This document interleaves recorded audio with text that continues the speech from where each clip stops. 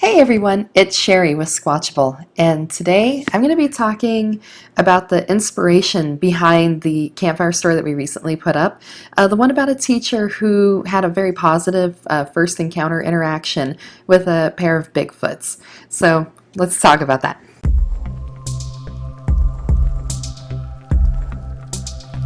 Hey everybody, I'm gonna go ahead and do this video. Hopefully I make it all the way through it. My voice is a little bit rough because my oldest daughter, she got the flu and now I've got the flu. I'm at about 100 degrees right now and my throat is gone. So we're gonna try to make it through this. So I decided to go ahead and do this video because it looks like there's a lot of people that found this story to be kind of controversial, and maybe they didn't kind of understand where I was coming from with this story. What I was trying to do was highlight some of the common traits of positive first encounters between people and Bigfoot that I've read, and also just human to humans. I mean, we have isolated tribes out there that have had first human to human contacts, and we can actually see in these videos the way that they interact. So I thought it would be nice to come at this, that point of view about if it's a positive interaction, how they will work through it with a language barrier, and what is kind of the common thing that seems to happen.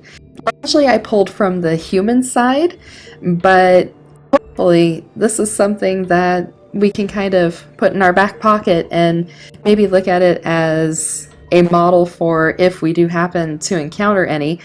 Instead of going straight for shoot the Bigfoot, it's, you know, hey, I mean you no harm.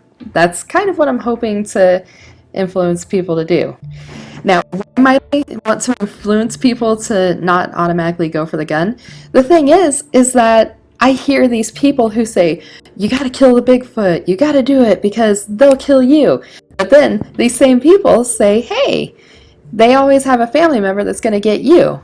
So to me, it sounds like a more neutral and, you know, non-aggressive thing or interaction is how you're going to get out of that situation alive if you believe that Bigfoot is a very aggressive creature. In researching this story, I decided to look at a lot of reports of people having these interactions with a Bigfoot that seems to progress. And kind of one of the common traits that I'm seeing out there is that women tend to have more positive encounters, it seems. I could be wrong, and right now, since I'm not feeling so hot, I didn't go through and tally up reports, men, women, that kind of thing. But it just, overall, it seems like women have more positive encounters. And that's probably because with our stature, women do tend to be a little bit smaller. We would probably seem less threatening. Also, over hundreds of years, it's generally the men that were out in the woods hunting. So if aggression is a learned behavior towards us, it would be something that was probably learned by encounters with men over all the years. So I think that because there hasn't been as many negative interactions between females and a Bigfoot out there, they take the time to notice that humans can have a nurturing nature to them, a very nurturing side. So I think that they kind of give women more of a chance to show that, and I think that's what we're seeing. And one other aspect that I kind of noticed when I was reading through the reports is that males may initiate the encounter, but it's usually not so friendly. It's more of a testing the grounds, kind of seeing what they can get away with, pushing the envelope. You know, maybe doing something that, you know, if we were talking about a human child, we'd be saying they're being naughty. And with human children doing those kind of things, that's kind of how they learn and explore their world and figure out what they can get away with, what they can do. And it's just all part of the learning process. Now, usually when I read some of these encounters that involve a male and a Bigfoot having first encounters together, it seems that there may be a bit more of that testing ground stuff going on. Also, it seems like encounters with women, at some point, there seems to be a more feminine appearing Bigfoot that joins in with the encounter and seems to prolong the encounter. Like I said, though, I didn't go through and tally everything. This is just what I am seeing as I'm reading through the reports. For example, this report here involves a man when he was younger who was having regular encounters with a Bigfoot. This was in Oceana County in Michigan.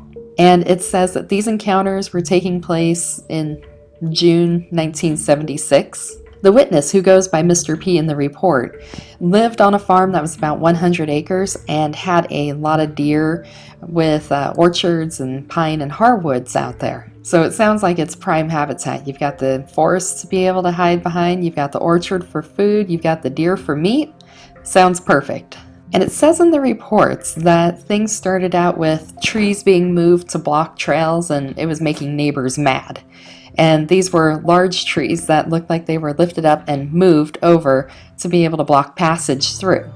Now it goes on to say that Mr. P, on a rainy day hike, he was getting a strange feeling like he was not alone, and he stopped and waited but could see nothing. Then he coughed. There was silence for about 20 seconds until he heard and saw a large tree branch passing through the tops of the trees. The direction of travel was toward the witness but not at him, but the branch was moving horizontally as if propelled. The witness believes now that whatever was out there was caught off guard and wanted to know where the intruder was or to get him to move or leave. Mr. P said that he thought of two reactions. The first was to run and the second was to lay down and hide. He chose option 1. So as you can see, this gentleman, he is not feeling too hot when he's out there. That's definitely more of a negative interaction. And it goes on to talk about something smashing on the back door of the house, and his dad told him, don't go outside. And he reported again about a strange vibe that something was watching him and he felt threatened. These are all things that are pretty common I'm seeing when it's a man reporting multiple encounters with a Bigfoot. And to really get close to each other, it's more of a, get out of my way sort of interaction. Now this encounter here, it happened in Lee County, Texas, and it says the spring of 2015. In this one, it's a woman and she has a daughter at her house, so there's definitely some women there to be able to maybe seem to be less threatened. This encounter is interesting because at a certain point, her father, who, is an older gentleman, he has an encounter with this Bigfoot that's on the property after his daughter had many positive interactions with this Bigfoot, more of a at a distance gifting tree sort of interactions. And he says that he walked up, the researcher says that he walked up right up to one face to face one early evening. He took the trash out one afternoon, and standing barely 20 feet away from his trash bin was a creature standing over 8 feet tall in between a large tree and a worn down classic car. After a few seconds, it walks away and he returns to his home. He walks into the house and nonchalantly tells his daughter and son, one of those gorilla men are out back. This is telling me that the father, he's not getting the negative feelings that is normally associated with a Bigfoot encounter. And it sounds like they're not really trying to be aggressive or trying to give that vibe of get out of my way. And it's probably because she's done a lot of interactions. The researcher says they believe the primary creature is a female whom they named Trudy, based on its gentle voice and how it gestures towards the other creatures. Her brother encountered a larger, more dominant creature whom they think is the male father. Additionally, they think there are at least 4 creatures in the family unit, so probably 2 juveniles. It says that the witness fed and offered gifts from their backyard as they never felt threatened by any of the creatures. The creatures would toy with the family, but were never aggressive. Many times, while sitting on their back porch, they would have small rocks tossed just short of them over several minutes. But it wasn't hitting them. And he goes on to say when the witness interacted with the creatures, she'd be down in the woods feeding, and when they were near, she smelled them or heard them, sometimes a soft kind growl and sometimes a rock tossed. There was always a scent of wet, soured horse, a stench. And it goes on to say her neighbors have a small ranch with a decent-sized garden. Many times the creatures would leave return gifts, such as potatoes or tomatoes from the garden. And she goes on to detail all the different things that was gifted to the Bigfoot family and their responses to it. Part of what made me look towards human first encounters was that I realized a lot of the first encounters that we have with these tribes that are isolated in the jungles, it sounds a lot like a Bigfoot encounter, a negative Bigfoot encounter. Aggression, a whole bunch of noise, stuff flying at you, in this case usually arrows or spears. But there's a lot of similarities. So this first clip I'm going to show you is from West Papua New Guinea, and it was filmed by the BBC, and it's labeled as First Contact Ambushed by Angry Tribesmen. And just watch how this happens.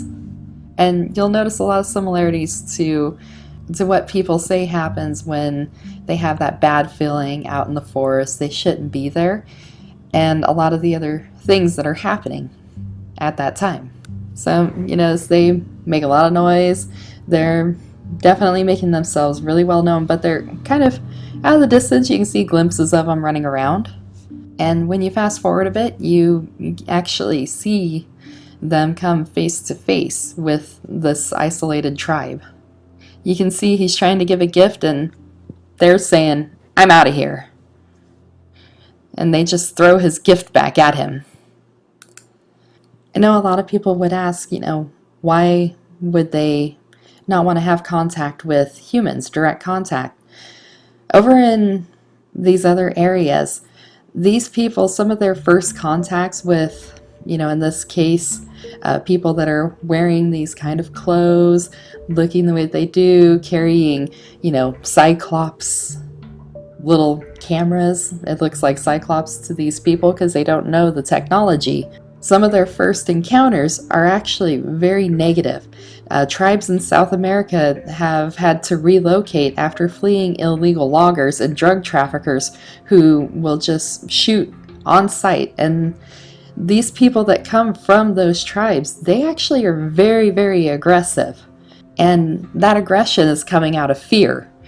They've had a bunch of negative contacts. They've got native bodies that are being found in the river with bullet holes that are coming from these isolated tribes. And you can tell that this just hasn't been a good experience for them. So if they're seeing anybody that looks like the people that have been killing their tribes, they're going to be very aggressive and want to protect themselves. This video here is about one of these particular tribes that are very aggressive. And when you look at it, you'll see the photo. You've probably seen it before. It's pretty well known.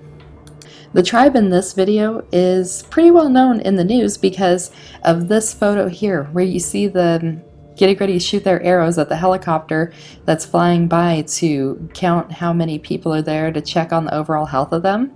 This tribe has not had first contact yet, and their aggression is very intense, so much so that other native tribes that have already had contact or setting up villages that are known by the Peruvian government, they have a very negative view of these people that are in this photo of this tribe. And you can actually hear this expressed by one of the tribal people that live along the river and that live alongside the forest area that's been reserved for these isolated tribes. Here's what they say about these isolated tribes. I'll go ahead and read what they said. It says, "The isolated Indians make sounds to call us over so they can kill us. They stay in the forest and don't come out. You can't make them peaceful because they are naturally aggressive." This sounds like a pretty common statement that I hear from a lot of people in the Bigfoot community. But the thing is that this isolated tribe is aggressive for a good reason. They're not naturally aggressive. They're aggressive because of a reaction. As a little side note, before I leave talking about this particular isolated tribe, I did want to mention that a lot of people say, "Oh, we just need a really good photograph of Bigfoot." This is a really good photograph of this isolated tribe. We know there's isolated tribes out there, yet these people that work for the Peruvian government, they actually have to go out there and make first contact because according to a whole bunch of people, these people right here, that you see getting ready to shoot at the helicopter, they don't exist. That's just a little side note though.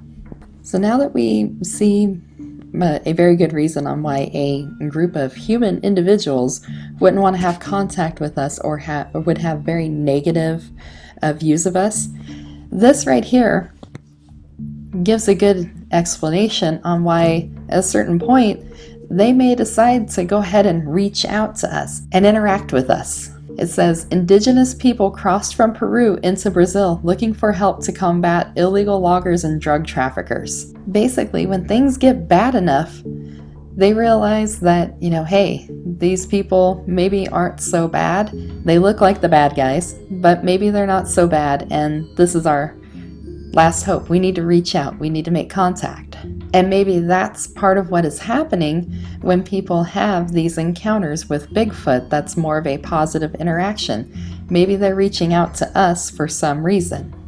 Now you're probably wondering, what does a first encounter looks like? Well, we actually have video footage of what first encounters look like, and it's really awesome. It's really cool. There's always the risk that somebody's going to be stabbed or shot with an arrow or clubbed in this case.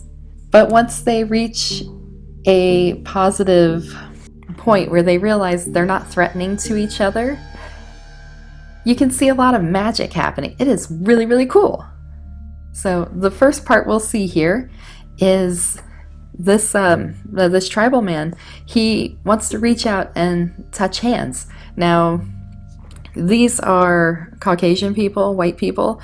They're thought to be ghosts by these people. So that's where like, oh my gosh. So watch this. Look at that. See? And he reaches for his club and he's like, ooh, I'm going to get you. And he's like, well, okay, you didn't hurt me. And it's like, okay, you're cool. And see? Look at that. Still scared, but he keeps coming back because he's realizing this was a positive experience for him. He got to touch a ghost, pretty much, according to him. He's finding out that this isn't really a ghost. This is another human. Now, another thing that you'll learn is pretty common with first encounters is there is so much learning going on. They're saying, hey, what's this? Show me this. You show it. They're like, whoa, that's cool. You point to their equipment and they show you. It's a interaction, a back and forth. It doesn't require any words. It just requires people being open to experiencing each other for the first time. I'm going to fast forward to this point here, where the gentleman in the forefront of this interaction over here, Jean-Paul Dudier, I may be saying his name wrong, and he's showing them matches. Now here's a really key part of the interaction where you start gifting to each other, and he gifts them the matches. And look at this. And see? Now they're starting to, well, he's reaching out, touching them first, rubbing his thighs and everything. You see that there? That's a really positive interaction. They're starting to actually have a lot of very close physical contact. I mean, they rubbed his thighs. I don't know how much closer you can get. And when you fast forward a little bit more, you see that they're really fascinated by his hair. They start with hair, and they're like, oh, different textures. See, he's touching his hair. And then touching the John Paul's. And then he's touching their hair. And later on in the interactions with these people, they get each other better. They're starting to be closer together. You can see there's women and children here, babies. And the children are hanging out as well. I know that some people say that a male Bigfoot would not let the female or babies or juveniles come near a human because of the idea that they could be hurt by this human. But if you look here, this is other humans and they're interacting with each other. They got comfortable with each other And the males in this group are fine with the woman and the baby and the children hanging out with with the strangers that came to their jungle. So it's actually very common. It's very normal. Here's a really cool part of the interaction, kind of like the oatmeal moment. This is dealing with rice. If you look at the hand grip on that spoon that he has, it's a pretty crude hand grip. It's not refined like the way that we hold it. It's definitely a grip and eat, kind of more like what a toddler would do. And it's just because they're not used to those utensils. And if you go forward a little bit more, you'll see that he gives up on using the spoon and he just goes for the hand in the pot. And last but not least, check this out about how they like to cruise around the camp. You can see that everything is so foreign, so new, but he's so curious. He wants to look at everything. Well, I hope that you guys can see where I pulled some of my ideas for the story about the teacher teaching the Bigfoots, how to cook a little bit, explaining the things that were in her backpack. It actually comes from real interactions. It's about taking a look at real reports out there of people interacting with Bigfoot, and then looking and seeing how human-to-human interactions happen and putting that into a story format. And I hope that that was something that you took out of the story that we put together. So if you watch the video, we'll provide the link down in the description area so that way you can check it out for yourself. Also, I'll put a link up for all these videos that I showed you on here. I mean, these are so fascinating to watch, and I know it's a little speculative, but I think it's a good idea to look at how us humans to humans interact and maybe try to model that if we're ever in that situation. If we happen to encounter one of these creatures out in the forest, from what I've heard, it doesn't sound like shooting them is the answer. It doesn't sound like acting aggressive to them is the answer. I hear plenty of people say, if you shoot one, their family members know you're there and they're going to come after you. So if that's the case, why would you even shoot the one? You want to get out of there alive, and they want to get out of there alive. So maybe we should promote positive interactions, even if it's just simply trying to be non-threatening out there. I'm not saying go out there and have no protection whatsoever and throw everything to the wind. But what I'm saying is that if you see a bear out there, don't poke the bear. Don't try to ride a mountain lion. Those don't end well. Don't try to lasso a snake. Don't poke a spider. Don't try to chase wolves. Yeah, don't chase dire wolves. Remember, winter is coming. All that's really good common sense. And I'm sure in the comments, there's going to be plenty of you that say you know nothing, Sherry-O. But I'll still see you down there. I can almost guarantee you that I am going to be in bed, unable to talk, probably about 102 to 103 degrees temperature. So I may have plenty of time to talk with you unless I'm completely passed out. So I'll see you in the comments down below. Bye!